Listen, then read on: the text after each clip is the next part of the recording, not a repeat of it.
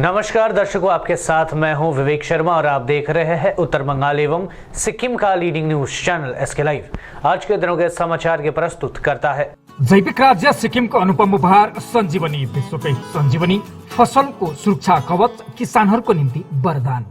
अब वक्त आ गया है अपने सपनों को एक नई पहचान देने का। Webel computer training centre, opposite Siliguri college, gate number 2, college Para, Siliguri. टीना का घर बनाने का टोटल समाधान, बाजार भाव से हमारे यहाँ किफायती दाम। International furniture, unbeatable price. Visit a Royal Oak store today. घर के फर्श की चमक को रखिए बरकरार जीप्स निमोल नीम हर्बल के साथ।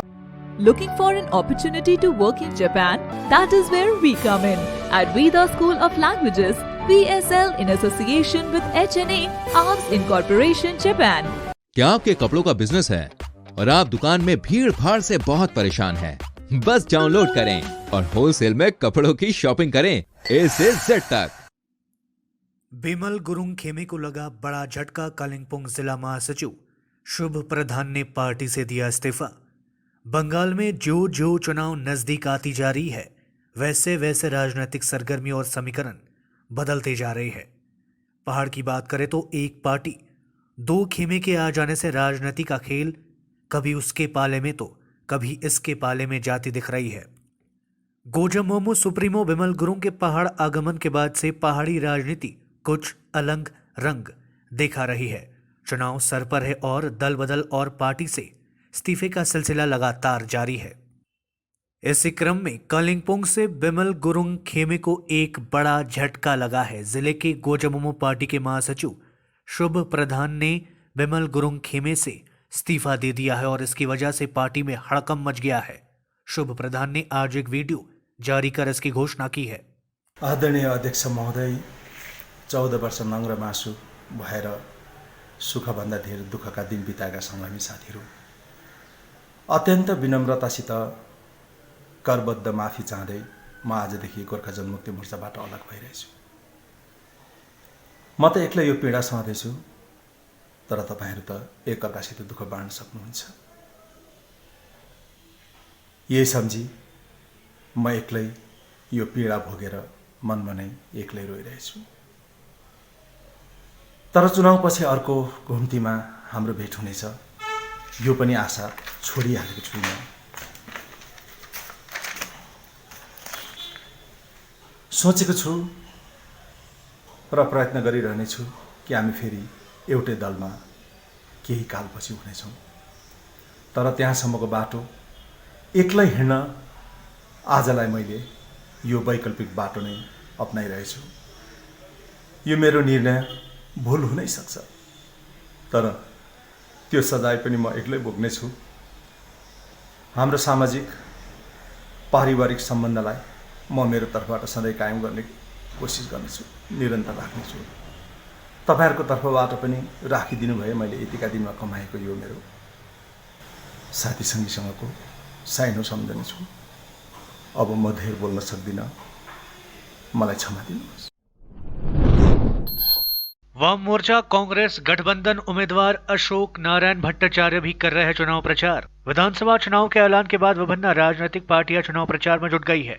सत्ताधारी तृणमूल कांग्रेस के साथ ही भाजपा समेत अन्य विपक्षी पार्टियां भी चुनाव प्रचार अभियान में पीछे नहीं है। रविवार को छुट्टी के दिन सभी राजनीतिक पार्टियां जोरों शोरों से चुनाव प्रचार में जुट गई है।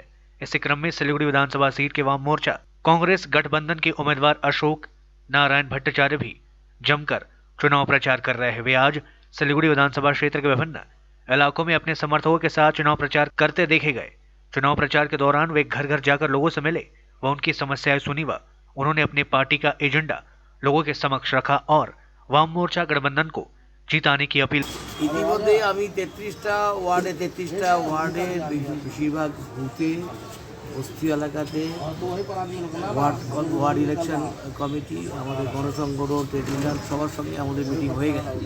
এক দফা আমাদের হয়ে গেছে, এবার আমরা আবার দ্বিতীয় দফা শুরু করছি। কয়েকদিন পরে আমরা পদযাত্রা শুরু, এখনও মাঝে মাঝে আমরা কতগুলো পদযাত্রা ইত্যাদি করি। এর মধ্যে 2-3টে রোড শোয়ের ডেট করা হয়েছে। তো প্রত্যেকটা ওয়ার্ডেই একটা ভালো ব্যবসায়ীদের কাছে যাচ্ছি, ছোটো ছোটো ব্যবসায়ীদের কাছে। কালকে আমরা বিধান মার্কেটে গেছিলাম, দিনের বেলাতে রাত্রিবেলা বা বিধান মার্কেট ব্যবসায়ীদের নিয়েও একটা মিটিং করেছি। কালকে একটা 12 নম্বর ওয়ার্ডে মিটিং হলো ভালো, 24 নম্বর ওয়ার্ডে একটা ভালো মিটিং হয়েছে। তারপরে এরকম প্রত্যেকটা আজকেও এরকম আছে, আজকেও সারাদিন প্রচুর মিটিং। আজকে যেমন এখানে আমরা আজকে এলাম, এখানেই বিকেলবেলায় আজকে 4টার সময় বিরাট একটা ভোটার্স মিটিং, সাধারণ সভা এখানে আছে। এরপরে আছে একটা কুলিপাড়াতে আছে 4:30টার সময়।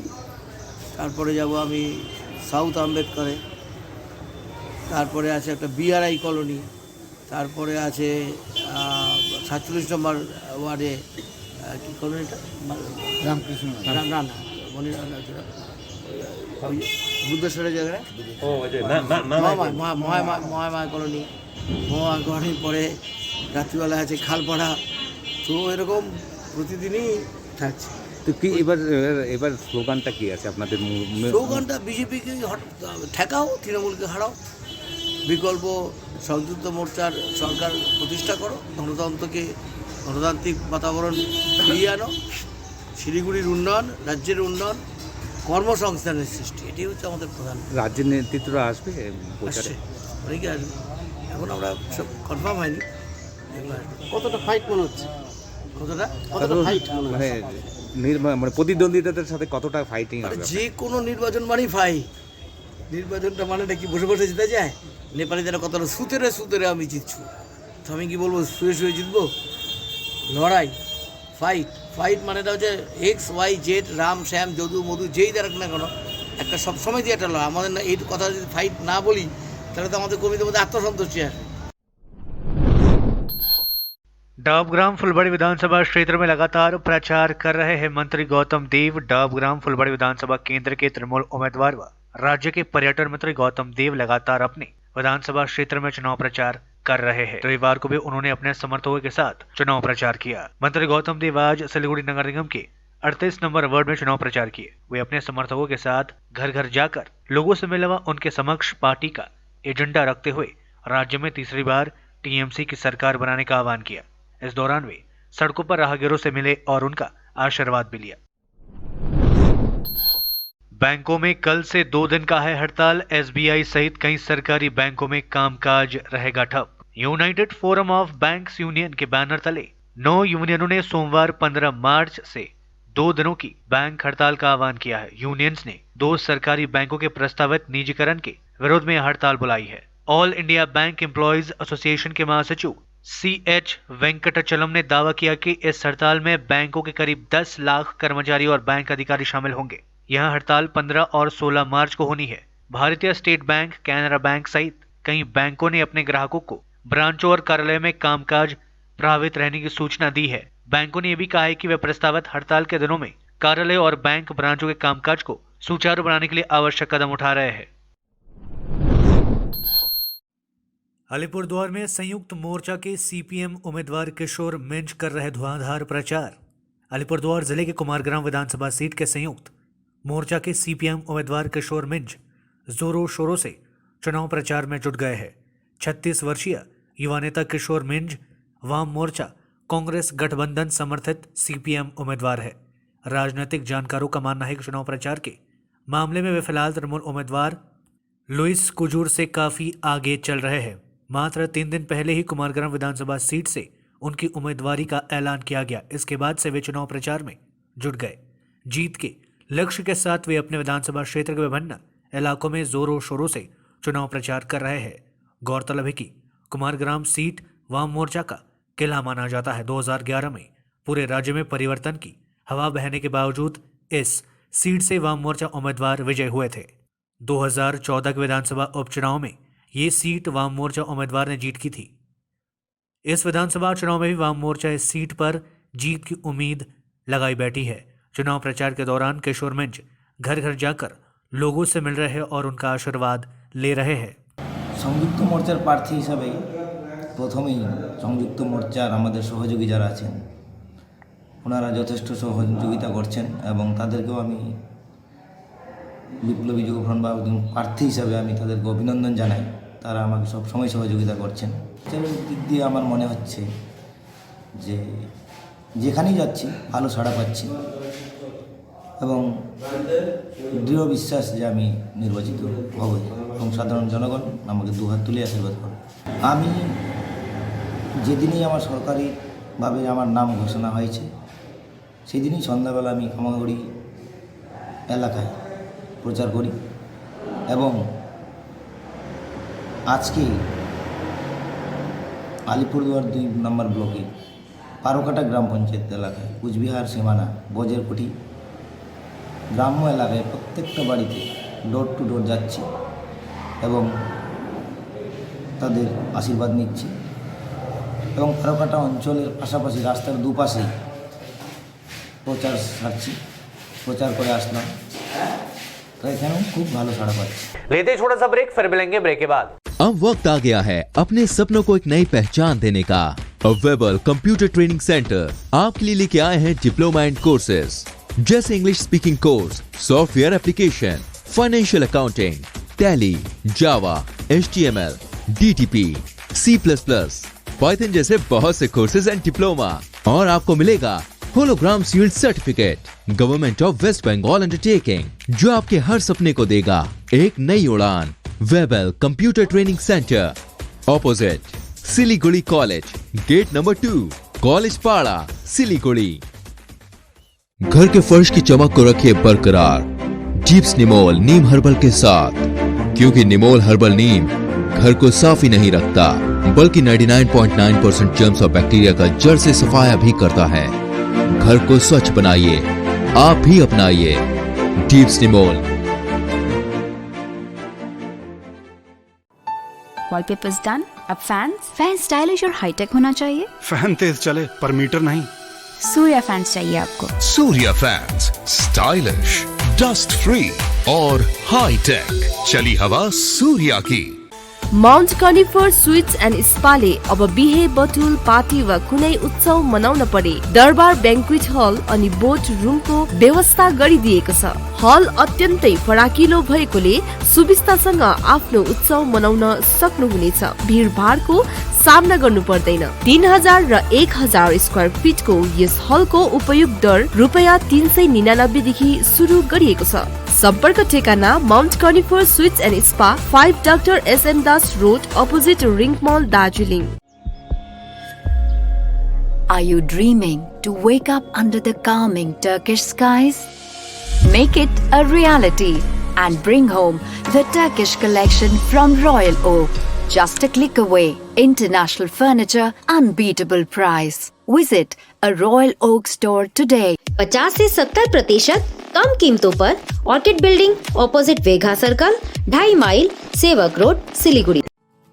जैविक राज्य सिक्किमको अनुपम उपहार सञ्जीवनी, विश्वकै पहिलो कीटनाशक औषधि जसको एकै स्प्रेले भ्याक्सिन सरह काम गर्छ र फसलमा लाग्ने विभिन्न भाइरस, ब्याक्टेरिया र फंगसबाट हुने समस्त रोगहरू साथै पातको रस चुस्ने किराहरू समेत नियन्त्रण गर्छ, जो रासायनिक कीटनाशक भन्दा अझै किफायती र प्रभावकारी छ। फसल कुनै होस्, रोग कुनै पनि होस्, एकपल्ट अवश्य प्रयोग गर्नुहोस्, सोचे भन्दा बढी लाभ पाउनुहुनेछ। सञ्जीवनी फसलको सुरक्षा कवच, किसानहरूको निम्ति वरदान। Looking for an opportunity to work in Japan? We have exciting employment opportunities, especially in industries like nursing, caregiver, manufacturing and construction. Advantages of working in Japan: better pay packages, better quality of life, better employee welfare and protection, high professionalism and work ethics, respect and dignity of labor, learning the best technology in the world. That is where we come in at Veda School of Languages, VSL, in association with HNA, Arms Incorporation, Japan. Call us at 9911546021. क्या आपके कपड़ों का business है और आप दुकान में भीड़ भाड़ से बहुत परेशान हैं और सामान लाने का समय नहीं है? तो समझो आपकी टेंशन खत्म। अब डाउनलोड करें A से Z तक ऐप, इंडिया का अपना होलसेल शॉपिंग ऐप। बस डाउनलोड करें और होलसेल में कपड़ों की शॉपिंग करें A से Z तक। टीना का घर बनाने का टोटल समाधान बाजार भाव से हमारे यहाँ किफायती दाम। घर, दुकान, मकान, गोदाम बनाने के लिए टीना, प्रोफाइल सीट, रंगीन टीना, पाइप आदि सामान की नई दुकान टीना लगाने के लिए मिस्त्री भी हमारे यहाँ है उपलब्ध। Mahavir steel, 3rd mile Vega mall के सामने, Chaudhary compound. Contact number 9709970981। SK live ही बेस्ट ऑप्शन है। SK लाइव का इस क्षेत्र में 24 घंटा टेलीविजन, एंड्रॉइड ऐप और वेबसाइट पर प्रसारण होता है। सोशल मीडिया पर भी हम उपलब्ध हैं। हमारी व्यूवरशिप 9 लाख से अधिक है। सिक्किम, हैथवे और NXT डिजिटल पर, दार्जिलिंग और कालिम्पोंग में दोनों हैथवे और CCN सेटअप बॉक्स पर, क्लामपुर से लेके मैनागुड़ी हैथवे पर, सिटी केबल पर सिलीगुड़ी और आसपास, नक्सलबाड़ी से पानी टंकी तक NXT डिजिटल में। तो सोचिए नहीं, कॉल करें 7908554308। ब्रेक के बाद आप सभी का स्वागत है। बढ़ते हैं खबरों की तरफ। हो जाइए सावधान, फिर से हो रही है कोरोना की वापसी। देश में एक्टिव केसेस का आंकड़ा फिर से पहुंचा 2 लाख के पार। देश में कोरोना संक्रमण की रफ्तार हर दिन तेज होती जा रही है। बीते 24 घंटे में 25,154 नए मामले सामने आए। 24 घंटे में वहीं 16,519 संक्रमित ठीक भी हुए हैं, जबकि 159 लोगों की मौत हुई है। इस तरह देश में एक्टिव केसेस यानी इलाज करा रहे मरीजों की संख्या में 8,477 की बढ़ोतरी दर्ज की गई है। अब एक्टिव केसेस का कुल आंकड़ा देश में 2 लाख के पार पहुंच चुका है और 2,07,499 पहुंच गई है। यहां 11 फरवरी को 1,33,079 पर पहुंचा था। 17 सितंबर को आए कोरोना पीक 10.17 लाख के बाद यहां सबसे कम था। देश में अब तक 1.13 करोड़ लोग इस बीमारी की चपेट में आ चुके हैं। इनमें से 1.09 करोड़ ठीक हो चुके हैं। 1.58 लाख लोगों की मौतें हो चुकी है, जबकि 2.07 लाख का इलाज चल रहा है। यह आंकड़े covid19india.org से लिया गया। चोटिल ममता बनर्जी व्हील चेयर में आज करेंगी रोड शो। चुनावी रैली में भी लेंगे हिस्सा पश्चिम बंगाल के मुख्यमंत्री TMC प्रमुख। ममता बनर्जी अस्पताल से डिस्चार्ज होने के बाद आज रविवार 14 मार्च को पहला रोड शो करेंगी। 10 मार्च को नंदीग्राम में चुनाव प्रचार के वक्त ममता बनर्जी पर पैर, कंधे और कमर में चोट लग गई थी। चोटिल ममता बनर्जी आज व्हील चेयर पर बैठकर रोड शो करेंगी। TMC के सूत्रों के मुताबिक पश्चिम बंगाल के मुख्यमंत्री ममता बनर्जी आज गांधी मूर्ति से हजरा तक व्हील चेयर पर रोड शो करेंगे। इसके बाद दोपहर में CM ममता हाजरा में एक सार्वजनिक रैली को संबोधित करेंगी। नंदीग्राम हादसे के बाद CM ममता बनर्जी का ये पहला रोड शो है। CM बनर्जी को फिलहाल डॉक्टरों ने आराम करने का सलाह दिया है, लेकिन ममता बनर्जी ने अस्पताल से एक वीडियो जारी कर बताया था कि वो चोटिल होने के बाद भी अपना चुनाव प्रचार अभियान नहीं रोकेंगी। इस्लामपुर में उम्मीदवार चुनने को लेकर कांग्रेस में हुई एक महत्वपूर्ण बैठक। सभी नेताओं ने कहा बाहरी उम्मीदवार को नहीं किया जाएगा स्वीकार। इस्लामपुर विधानसभा इलाके में किसको उम्मीदवार बनाया जाए, इसको लेकर शनिवार को इस्लामपुर के इस्माइल चौक में कांग्रेस की एक महत्वपूर्ण सभा संपन्न की गई। इस सभा में विभिन्न इलाकों और ब्लॉक के सभापति और प्रमुख नेता उपस्थित थे। सभा में उम्मीदवार चयन को लेकर चर्चा की गई। इसके बाद इस्लामपुर ब्लॉक कांग्रेस नेता नायार आलम ने कहा कि किसी भी बाहरी उम्मीदवार को हम लोग स्वीकार नहीं करेंगे। हम लोग चाहते हैं कि इस्लामपुर से ही किसी योग्य व्यक्ति अथवा नेता को उम्मीदवार बनाया जाए। उन्होंने कहा कि मैं सुन रहा हूं कि चोपड़ा से किसी व्यक्ति को उम्मीदवार बनाया जाएगा, लेकिन हम लोग इसको स्वीकार नहीं करेंगे। उन्होंने कहा कि ब्लॉक कांग्रेस सभापति मुजफ्फर हुसैन अथवा अन्य किसी बड़े नेता को प्रार्थी बनाया जा सकता है और निश्चित तौर पर जनता ये भी चाहती है कि कोई स्थानीय व्यक्ति ही उम्मीदवार हो। उन्होंने कहा कि इस बैठक में सभी नेता इस बात पर सहमत है कि स्थानीय व्यक्ति या नेता को ही उम्मीदवार बनाना चाहिए। আমাদের যে এটা হচ্ছে না প্রার্থী ঘোষণাটা কারণ একটাই कि অঞ্চল প্রেসিডেন্টরা অঞ্চল কমিটিগুলো চাচ্ছে যে বহিরাগত কোনো লোককে টিকিট দেওয়া যাবে না। আমাদের ইসলামপুরের যে পিওর ভোটার যে ইসলামপুরে কংগ্রেস পার্টিটা করছে, যে কংগ্রেসের জন্য লড়াই করছে, কংগ্রেস দল থেকে ক্যান্ডিডেট করতে হবে, এটাই আমাদের অঞ্চল প্রেসিডেন্টরা জানিয়ে দিয়েছে ব্লক সভাপতিকে। আবার আজকে আমরা বসছিলাম, আবার আমাদের আজকের সিদ্ধান্ত ব্লক প্রেসিডেন্টকে জানিয়ে দেব। ব্লক প্রেসিডেন্ট আমাদের ডিস্ট্রিক্ট কমিটিকে জানিয়ে দেবে যে আমরা বাইরের কোনো ক্যান্ডিডেটকে মানছি না, মানব না। হয়তো হাজি মুজফ্ফর হোসেন ক্যান্ডিডেট হোক না, ও যদি না হয় তো কংগ্রেস পার্টি যারা দীর্ঘদিন ধরে করে আসছে যে কোনো লোককে ক্যান্ডিডেট হলে আমরা মেনে নেব। আমরা একজুট হয়ে কংগ্রেসের জন্য লড়াই করব আর কংগ্রেসের ভালো রেজাল্ট করার জন্য যা করা হয়। কিন্তু আমাদের একটাই দাবি পার্টির কাছে, যারা কংগ্রেস পার্টি দীর্ঘদিন ধরে করে আসছে, কংগ্রেস দল করছে, কংগ্রেসের জন্য লড়াই করছে, তাকেই দেওয়া হবে। इस्लामपुर से तृणमूल कांग्रेस के उम्मीदवार अब्दुल करीम चौधरी चुनाव प्रचार के दौरान रख रहे हैं राज्य सरकार की जन कल्याणकारी योजनाओं को लोगों के सामने। विधानसभा चुनाव के लिए तृणमूल कांग्रेस के द्वारा उम्मीदवारों की घोषणा होने के बाद से सभी उम्मीदवार जोरों शोरों से चुनाव प्रचार अभियान में जुट गए हैं। इसी कड़ी में इस्लामपुर से टीएमसी के उम्मीदवार अब्दुल करीम चौधरी भी इस्लामपुर के 13 और 14 नंबर वार्ड में चुनाव प्रचार करने के लिए पहुंचे थे। इस दौरान पत्रकारों से बात करते हुए उन्होंने कहा कि मैं तो एकमात्र उम्मीदवार हूं जिसका कोई चेहरा नहीं है। असली चेहरा तो मुख्यमंत्री ममता बनर्जी का है और सभी लोग मुख्यमंत्री ममता बनर्जी को देखकर ही वोट देंगे। उन्होंने कहा कि मुख्यमंत्री ममता बनर्जी ने पिछले 10 वर्षों में जो विकास कार्य किया है और जन कल्याणकारी योजनाएं लोगों के लिए शुरू की है, इन्हीं योजनाओं को देखकर राज्य की जनता उनको वोट देगी। अब मैं इन्हीं योजनाओं को जनता के समक्ष लगातार रख रहा हूं। আমাদের 2021 সালের সাধারণ নির্বাচনের জন্য আমরা ইসলামপুর শহর থেকে প্রচার আরম্ভ করেছি। গত পরশু আমরা ইসলামপুরের যে আমরা একটা বিরাট কর্মী সভা করলাম, সেখানে ঘোষণা করেছিলাম যে আমার শহর থেকে আমরা প্রচার আরম্ভ করে তারপর নমিনেশন ফাইল করে তারপর গ্রামে ঢুকে যাব। আমাদের শহরে কালকে 14 নম্বর ওয়ার্ড করলাম, আজকে আমরা 13 তারিখে আজকে আমরা 13 নম্বর ওয়ার্ড থেকে আরম্ভ করেছিলাম। তার 14 নম্বর ওয়ার্ডে গেছিলাম, ভালো লাগলো খুব। প্রত্যেকটা পরিবার বলতেছে আমরা আপনাকেই চাইছিলাম, আপনাকে আমাদের দিদি, আমাদের মমতা দি আমাদের মানুষের কথাগুলো সম্মান দিয়েছে যে আপনি আবার আপনাকে প্রার্থী করে আমরা খুব খুশি হয়েছি।